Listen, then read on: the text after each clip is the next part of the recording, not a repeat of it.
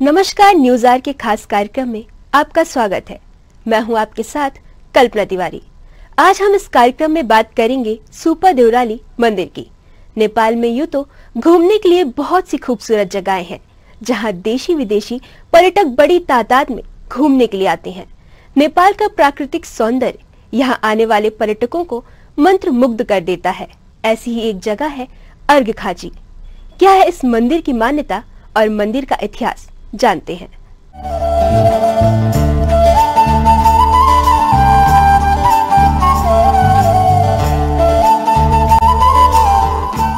सुपा देवराली मंदिर पूरा क्षेत्र ही खूबसूरत पहाड़ों और जंगलों से घिरा हुआ है। हरियाली से सजे पहाड़, नीला आसमान और ठंडी हवाएं यहां आने वालों को तरोताजा कर देती है। लुम्बिनी अंचल का अर्घखाची जिला अपनी प्राकृतिक खूबसूरती के अलावा धार्मिक महत्व और आस्था के केंद्र सुपा देवराली मंदिर की वजह से भी खासा महत्व रखता है।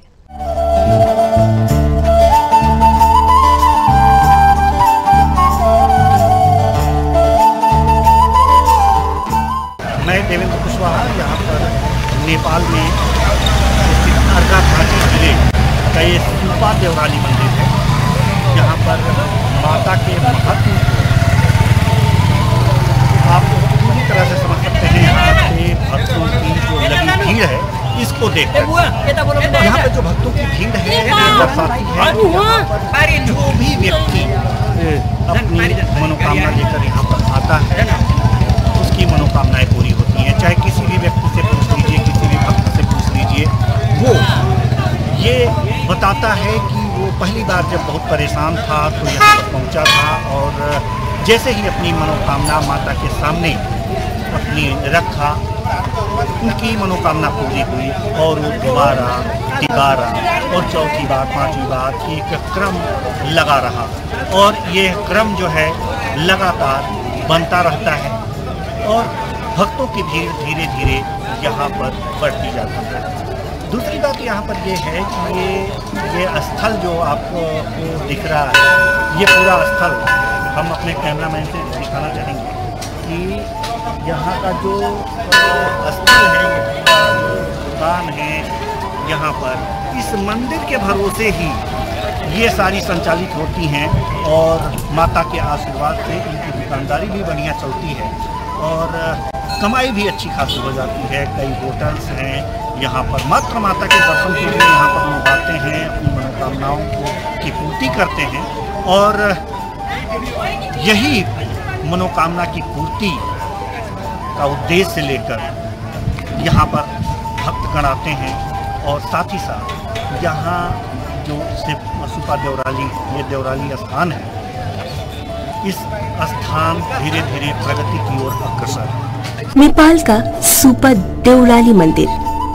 अर्घखाची जिले के संधि खरका में स्थित है। मंदिर लगभग 4500 फीट की ऊंचाई पर है स्थित। 1600 ईसा पूर्व में हुआ था मंदिर का निर्माण।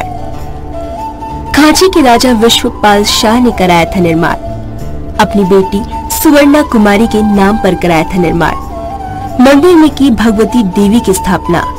कई अहम दिनों को छोड़कर दी जाती है पशुओं की बलि। सुपा देवी यहाँ करती हैं भक्तों की मनोकामनाएं पूरी। देवी भगवती भगवान गणेश की प्रतिमा है विराजित। यहाँ है महाकाली, महालक्ष्मी और शिव की मूर्तियाँ। यहाँ जो भी भक्त करते हैं दान, 2 स्थानीय स्कूलों को चलाने में करते हैं दान का उपयोग। नेपाल जब 24 राज्यों में बटा था, उसी में एक राज्य था खाची कोट। कहा जाता है कि इस राज्य की राजकुमारी का विवाह यूपी के बलरामपुर में हुआ था।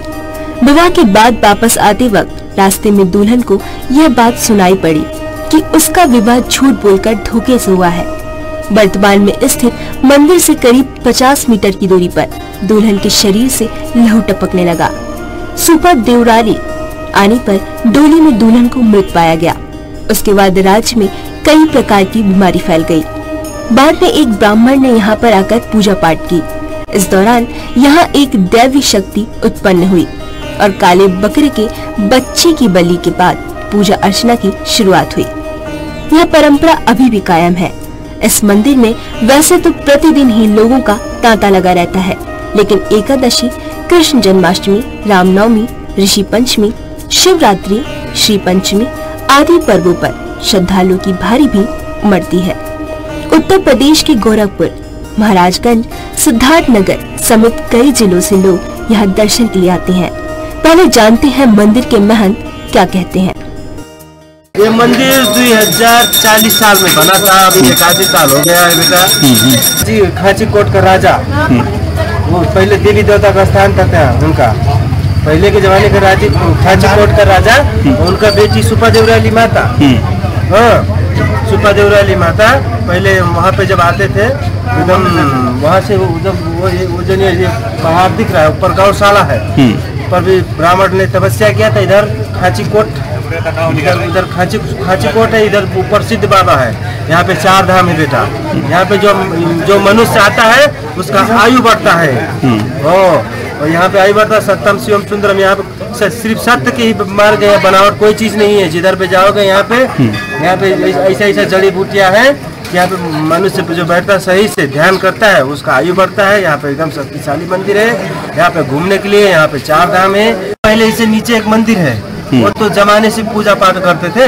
जब यहाँ पे जब आदमी ज्यादा आने जाने लगे, वो भाकल माना जो जैसे कोई मानते हैं तो उसे पूरा नहीं किया। आर्मी वाला ने बोला कि हमें कोई भी बना दीजिए, तुमको हम काला खसी और सोन के जो माला चढ़ाएंगे।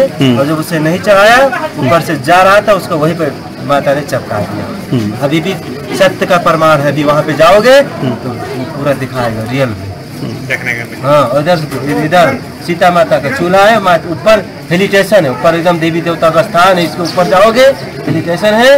उधर इधर जाओगे तो खाची गौशाला, एकदम गाय गौशाला है। रावण भी इधर तपस्या किया। जहाँ बड़ी संख्या में लोग अपनी मनोकामना लेकर पहुँचते हैं। अब सुन लेते हैं कि यहाँ आने वाले श्रद्धालु क्या कुछ कह रहे हैं। कहाँ से आए आप? अच्छा, मतलब आप इंडिया से आए हैं। इंडिया से नेपाल में मंदिर में दर्शन करने, किसी बिजनेस पर्पज से आए थे या मात्र दर्शन करने?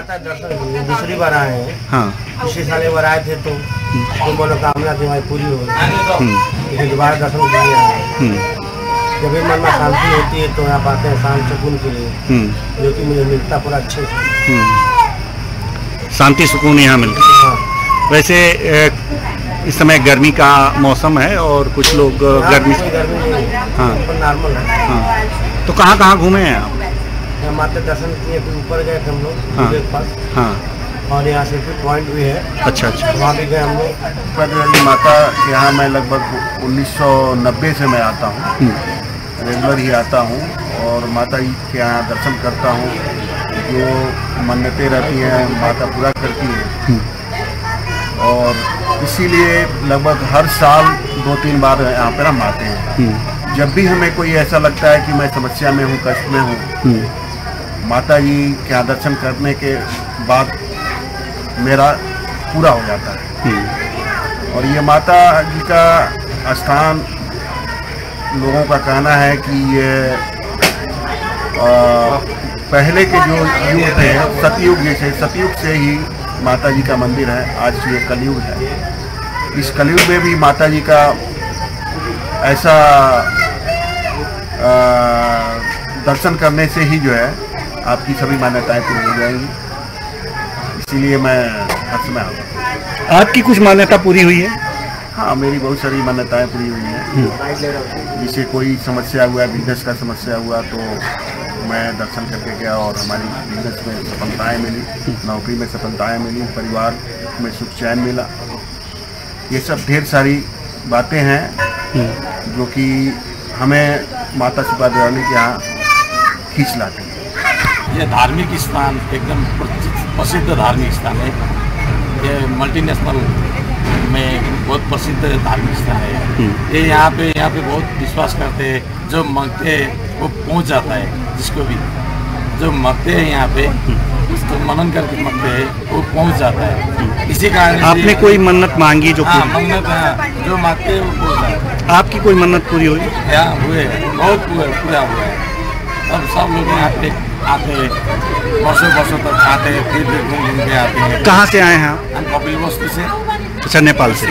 नेपाल। यहाँ पे बकरा बांधा गया है जी, इसका उद्देश्य तो कोई नकल करके जाता है यहाँ से, मुझे ये चीज चाहिए, वो चीज चाहिए, मैं बकरा ले आऊंगा या बकरी ले आऊंगा, बोले जाता है तो पूरा हो जाता है, तभी लेके आता है। कितनी बार से आ रहे हैं?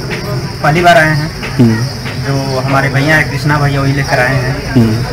बोले हैं कि चलो वहाँ मन्नत जो भी मांगोगे वो पूरा होगा।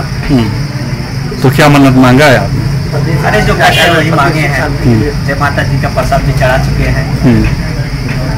तो यहाँ आके कैसा लगा आपको? बहुत अच्छा लगा माता जी के दरबार में आके यहाँ पे।